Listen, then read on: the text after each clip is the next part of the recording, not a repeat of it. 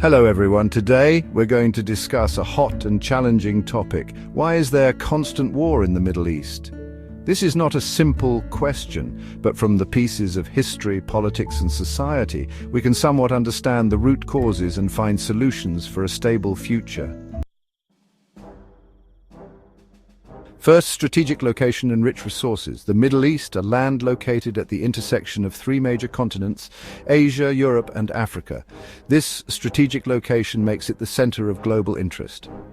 In addition, the Middle East possesses huge oil reserves, a precious resource that the whole world desires.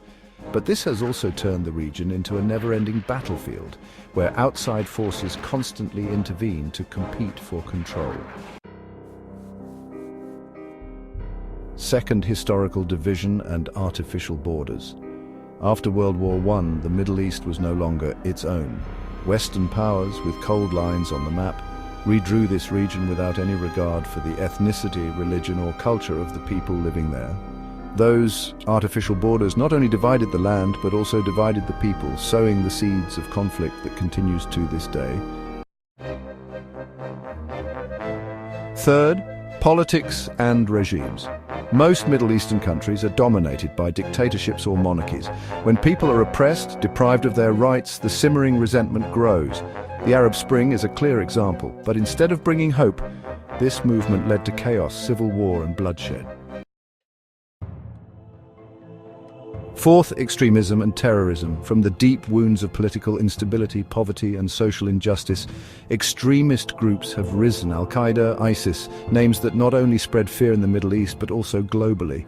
But ask yourself, is it the fault of religion? Or is it the distortion of religion, the manipulation by people that has turned religion into an excuse for violence?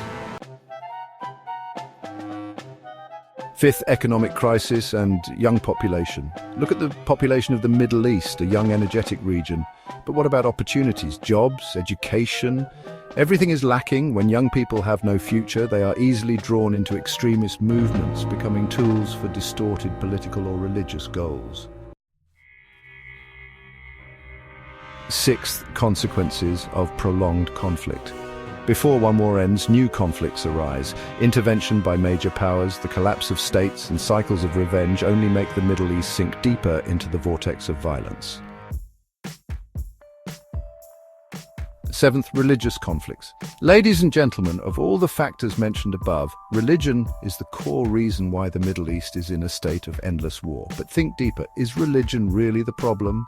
Or have people exploited religion, turning it into a tool to divide, manipulate and serve their own interests? Look at the lesson from India and Pakistan. They were once one nation, standing together against a common enemy. But for the benefit of a few, religion was distorted, the country was divided.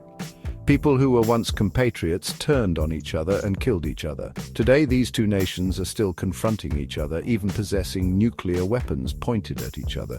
Who can be sure that the division didn't have the hand of outside forces? Back to the Middle East. People often talk about martyrdom, but does any religion teach people to terrorize and kill each other? No. All those actions only serve the interest of a small group of individuals. What about outside forces? On the one hand, they openly support the forces they set up. On the other hand, they secretly support the opposition to maintain instability, and we all know that.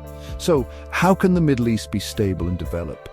The Middle East has all the resources and intellect to become the economic center of the world. But to do that, they need to overcome the religious issue. To do this, every person in the Middle East needs to ask themselves, what is religion?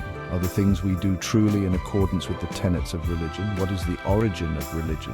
When everyone understands the truth, when differences are reconciled, when opinions are not influenced by personal interests or outside forces, only then will the Middle East have a chance for long-term stability and development. Religion is not complicated. The complexity lies in the hearts of those who practice it. History has taught us many lessons, and I hope the Middle East will learn from the past to build a peaceful and stable future. Let's hope, let's believe that one day the Middle East will rise up, take control of its own destiny, and become a prosperous center of the world. Thank you for listening.